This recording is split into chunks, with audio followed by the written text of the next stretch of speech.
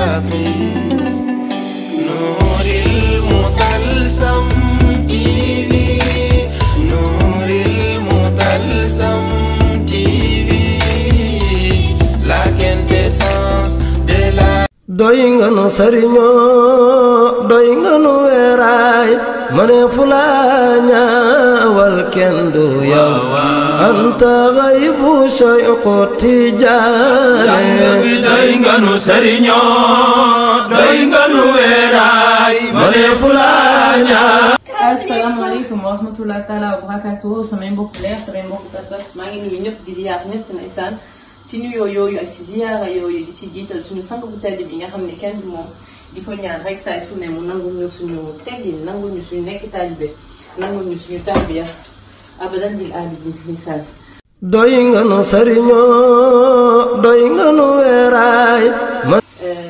man maa ngi tudd Inessa Coumba Bari maa ngi juddoo août 82 hôpital principal bu Dakar sama yaay mu ngi tudd Dior Thiam sama papa tudd Djibril Bari. daanaka maa ngi yaroo poste Thiaroye sama kër maam ba may am samay 10 ans environ bi ma amee 10 ans ñu tuxu dem dëkk Liberté 5 yàlla dogal ci anam yooyu sama papa génn àddina après ñu tuxuwaat ndeysaan dem dëkk Sacré-Cœur 3 donc boobu ba léegi nag suñu waato ñu ngi dëkk Sacré-Cœur 3 man ma jàngee pour Sainte-Marie de Anne fa laa defee sama scolarité yëpp daanaka ba may am sama bac bi ma amee bac ma ñëw France jàng si donc je suis venue en France en 2001 nekk fac de droit bu Bordeaux fii laa jàngee ba am samay kayit def ndeysaan ba ma am sama master 2 yàlla dogal après ma am ci liggéey ma toog ci liggéey ndeysaanam donc ci wàllum présentation mën naa ne mën nañ ko tënk foofu. doy nga nu sëriñoo doy nga nu weeraay. sama parcours professionnel de mën naa ne parcours bu metti la parcours bu difficile ndeysaanam wante yàlla ci mbaaxam ak ci suturaam rek moo ci def jaamu ndeysaanam donc sànq ni ma leen ko waxee woon man maa ngi ñëw Bordeaux bi ma amee fukki at ak juróom-ñett bi may am fukki at ak juróom-ñett daanaka xale la dama am bac rek ñu jox ma visa ma jugal ci Bordeaux ndeysaan bi may ñëw Bordeaux nag xaw ma fi kenn parce que sama famille man ñu ngi nekk Paris léegi ñoom ñoo ma boolee noonu nag ku ñu xam Bordeaux kooku wax ma héberger temps man ma am fii appartement ma xam fi nit tam ndeysaan bi ma ñëwee nag kooku dafa jàppoon amul woon jot donc daf ma tegtaloon ni ma war a def daal ne boo ñëwee da ngay jël boo egsee gare ba da ngay jël bus fii jëlaat bus fee mu indi la kër ga boo ñëwee ba kër ga après kay appartement bi ñu ma ko nangam la nii ngay def pour dugg daf ma joxoon tegtal yi léegi man it ma topp tegtal yi daal ma jël samay valise yore samay ñaari valise jóge Paris egsi aéroport Bordeaux bi ma egsi aéroport mu jël bus bi ma waxoon mu yóbbu ma gare ba ma jëlaat bus mu yóbbu ma fi ma waxoon ndeysaan may def noonu tamaxee samay valise ba egg mu nekk lu yéeme première expérience bu yéeme ndaxte boo soog a ñëw si dëkk doo am benn repère daanaka jóge Sénégal tàmm gisee nit ñu ñuul nga ñëw fii fekk fii nit ñu weex kenn du la xool kenn du la faale kenn du la kippé ngay xëcc say valise ba egg fa nga jëm kenn du la jël si gare ba donc mu nekk lu yéeme ci man bis boobu première expérience bu metti la woon ndeysaan mais ñu koy sant yàlla suñu borom ndeysaan bi ma eggee kër ndaw si ma waroon héberger daf ma bàyyi loon caabi yi ci boîte aux lettres bi léegi mu ubbi boîte bi génnee caabi yi daal di dugg ci kër gi bàyyi boobu 19 heures yooyu bi mu egsee mu ñëw daal di may kii accueillir ñu waxtaan mu expliqué ma affaire yi wax ma démarche mu war a def daal ndeysaan noonu lañ ko jàppee woon daal temps bi ma nekk këram yëpp dafa ma doon expliqué par téléphone ba doon woon si mu wàccee mu expliqué ma li ma war a def léegi man it ma koy déglu ku baax nag ndeysaan ku baax am patience baax ci man di ma expliqué bu baax affaire yi jusqu'à amu woon jot daal loolu moo xamoon metti daal aw ma woon ku téye sama loxo di mu yóbbu pour démarche yi mais elle explique très bien ndeysaan di ko si remercier bu baax di ko ñaan rek yàlla fay ko mbaaxam en tout cas sinon may def noonu bi ma toogee këram ba am fa 2 semaines yàlla dogal ma am appartement bi ma may appartement léegi ma jóge fa dem dëkk sama këru bopp ndeysaanam dem inscrire fac de droit Bordeaux bi ma inscrire fac de droit ma commencé jàng foofu mu nekk année bu méttee ci man nag ndeysaan année boobu dafa metti woon trop daanaka 2 premières années dañu metti woon ndax dama jóge Sénégal man maa ngi bokkoon ci meilleurs élèves yi école bi ma nekkoon te sama classe yi ma nekkoon yëpp meilleurs élèves yi laa bokkoon tableau d'honneur laa mos am li may nekk ndaare ba li may jël ci sama bac terminal tableau d'honneur mosuma ko defee ndeysaan ma ñëw nag fac de droit première année bi ma am échec mu nekk lu metti ci man psychologiquement très difficile à vivre mais bon ñu bàyyi def ci loxo boobu bu mag bi. Ensuite ñu jógee ci loolu première année bi nekk échec mais comme sama point yi manqué woon bëriwul woon waa fac de droit proposé ma avancer dem 2e année à condition su ma demee 2e année ma repassé waat examen yi ma loupé woon ci première année bi c'est-à-dire 2e année bi da ngay def première bi plus 2e bi loolu lépp nga def ko ci benn année. ma réfléchir xool comme que dama bëggoon jàng bëggoon am samay diplôme man nangu de li ñu ma proposé woon. de ce fait que 2e année bi ñëw tax moom it tax parce que sama morom yi bu ñu naan génn cours 2e année man dama naan dem jubal defi cours 2e année matière yi ma woon yëpp man ko naan defi donc mu nekk année bu metti 2 premières années yi moom mooy loolu daal mooy loolu metti woon na wante yàlla suñu boppam ci mbaaxam ak si suturam rek dolli ma sutura dolli ma yërmande ba fin d'année bi mu ñëwee ma validé première année bi ak 2e année bi macha allah. Ensuite yeneen le reste parcours ndeysaan a été plus facile yàlla defal na sutura ba ma validé li si topp yëpp si jàmm ak si salaam sans aucune difficulté ndeysaan daanaka sax sama licence maa ko amee ak mention licence droit après ma ñëw master 1 sama master 1 aw ma mention. mais matière dominante yëpp ay 16 ak ay 17 laa doon am ma amoon ay bokkoon ci meilleurs élèves yi ci matière dominante yi donc sama prof yi ci yoon ma ci nawoon ma ci ma ràññeeku si woon daal ndeysaanam ma am sama diplôme def master 2 it ma am sama diplôme validé ko mais bi ma amee diplôme bi mënuma fexe ba am liggéey nag si wàll bi maa ngi am master 2 droit notarial mais mënuma am liggéey ci wàll moomu yàlla dogal mais ut feneen liggéey ba am liggéey fii ma nekk nii tey jii donc tey man maa ngi nekk conseil retraite au CICAS de la Gironde donc c'est un peu comme IPRES Sénégal c'est-à-dire que on reçoit les gens on reçoit les assurés on constitue leur dossier on enregistre les documents les pièces justificatives et on fait en sorte qu'ils puissent toucher leur retraite donc en temps et en heure voilà ci anam yu gën a sell anam yu gën a neex yàlla suñu bopp donc mën naa wax sama wàllu parcours professionnel mu ngi noonu donc voilà. Le début a été très compliqué mais yàlla suñu borom sottal lépp mottali lépp ba tey jii maa ngi nekk ci sama sutura ndeysaanam di ko ci sant bu baax ndeysaan. doy nga nu sëriñoo doy nga nu weeraay. Donc on va dire que la relation avec les collègues de travail c'est une relation qui s'est faite avec le temps ndeysaan. Comme ni ma ko waxee sànq man je suis au CICAS de la Gironde donc depuis 11 ans maintenant. Donc en 11 ans, j'ai vu passer beaucoup de responsables, beaucoup de collègues de travail. Donc nous avons au début une relation difficile qui s'est fait avec le temps. Donc je m'explique. C'est-à-dire que man dama fay soog a ñëw dama amoon responsable boo xam te ni daf ma bëggoon ndeysaan naw ma loolu trop en plus de mon rôle de conseillère CICAS daf ma doon kii jox ay tâches en plus yu ma doon liggéey di ko traité loolu indi woon jalousie bu bëri ak yeneen collègues de travail ndeysaan donc mu nekk période bu difficile période bu compliquée parce que les relations étaient très tendues très conflictuelles te ku nekk boo soñoon ak ses collègues de travail di nga am ay relations yu positives on va dire ay relations yu bonnes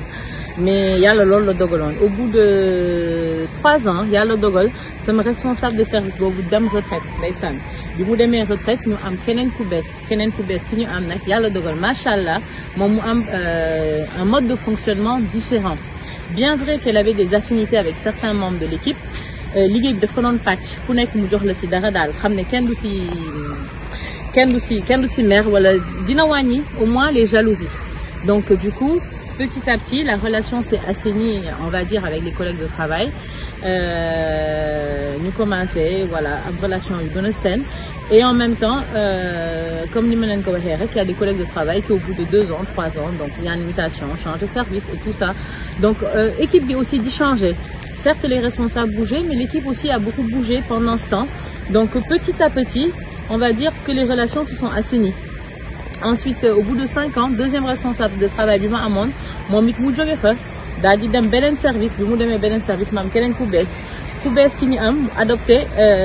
mode de fonctionnement de la deuxième responsable de service. Donc loolu nekk lu ma neex ndeysaan parce que bien sûr bëgguma woon dundaat li mu dundoon ak première responsable de service bi donc c'était plus facile relation yi gën a neex relation yi gën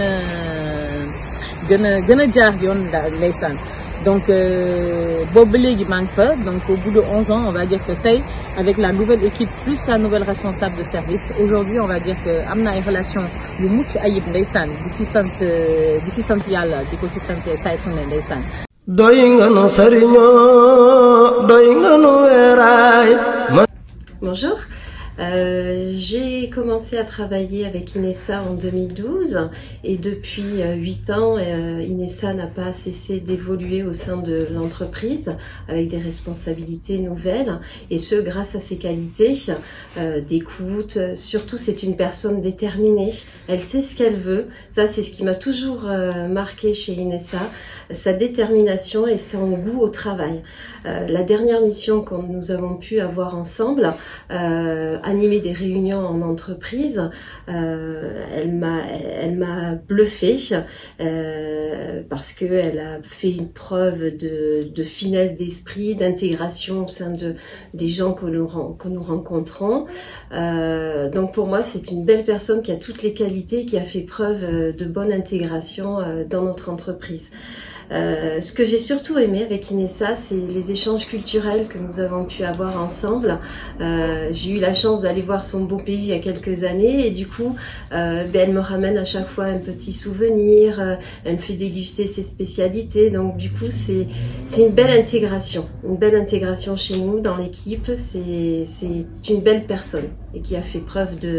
d'intelligence, de finesse d'esprit. Donc bonjour, je fais donc le même métier que Inessa en alternant les rendez-vous avec les clients et la gestion de leurs dossiers, mais plus particulièrement j'ai une activité en commun avec Inessa qui s'appelle les rires. Ce sont des réunions en entreprise où on a l'occasion de rencontrer des salariés qui sont en fin de carrière et qui souhaitent avoir des informations sur leur droit à la retraite et c'est plutôt à cette occasion-là que j'ai mieux connu Inessa. On a pu échanger, élaborer ensemble un programme pour donc expliquer comment ça se passait la retraite en France. Inessa est une collègue sympathique et surtout très autonome. Je la vois gérer ses dossiers de façon très professionnelle. Bien sûr, nous avons des échanges qui portent sur notre vie, même si elle est très discrète. Mais voilà, elle nous parle un peu du Sénégal, ça nous ouvre à d'autres horizons. Parfois on est un peu trop centré sur notre métropole et ça fait du bien de voir d'autres choses et puis voilà, je pense que quand je pense à Inessa, je pense à un professionnel.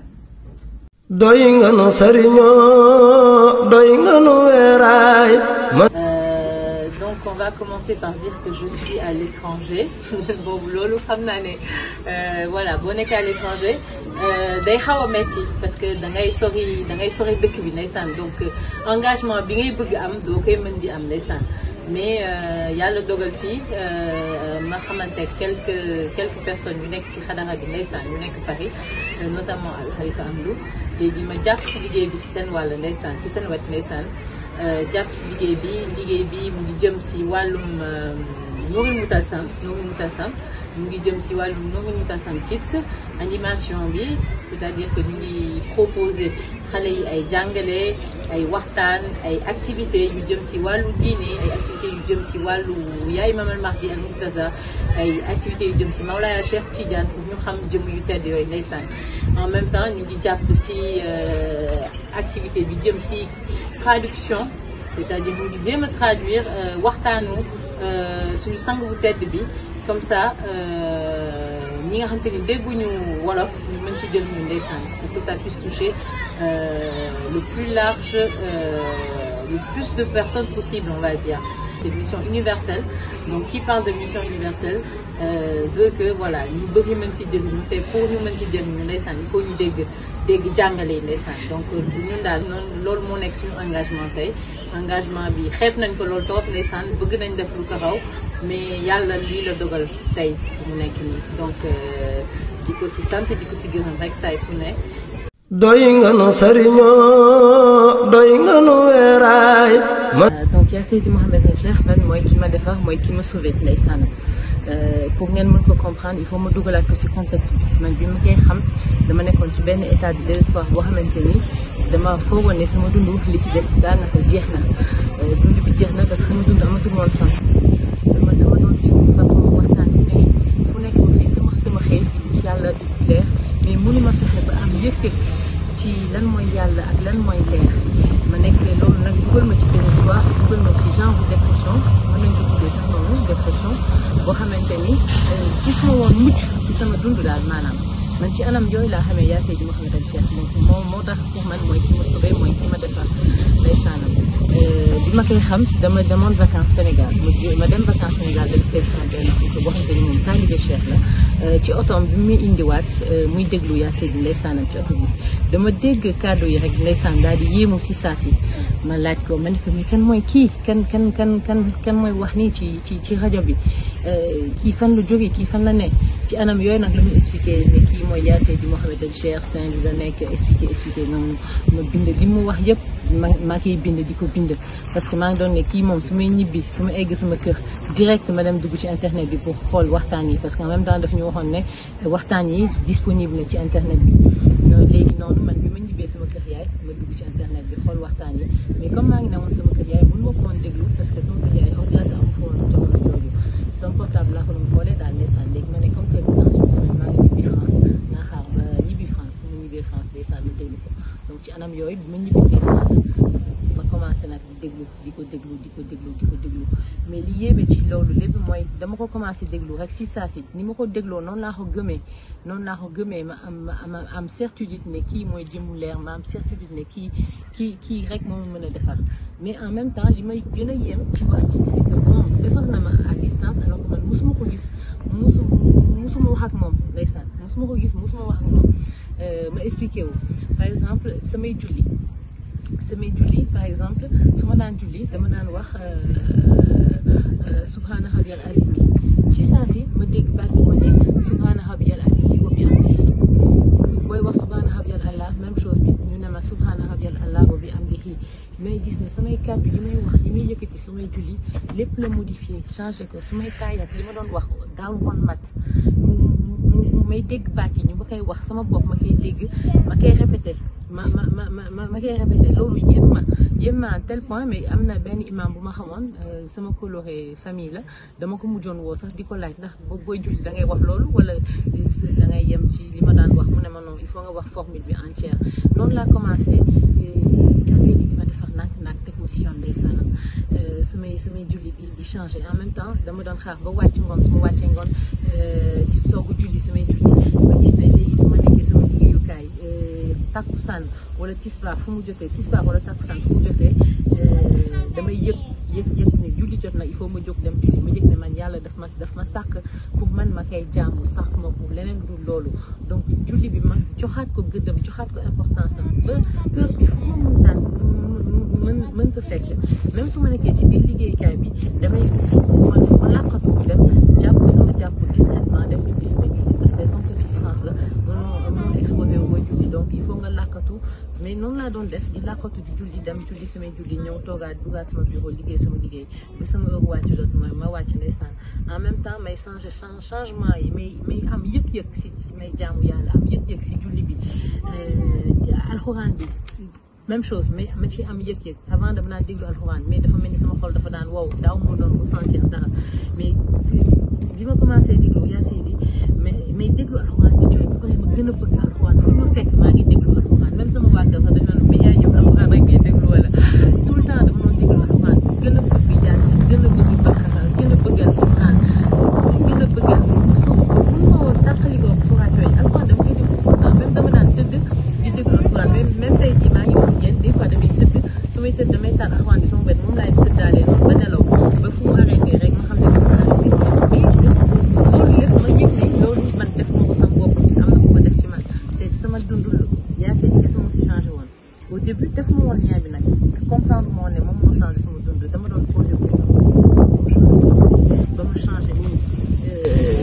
may sol du yiw bien sûr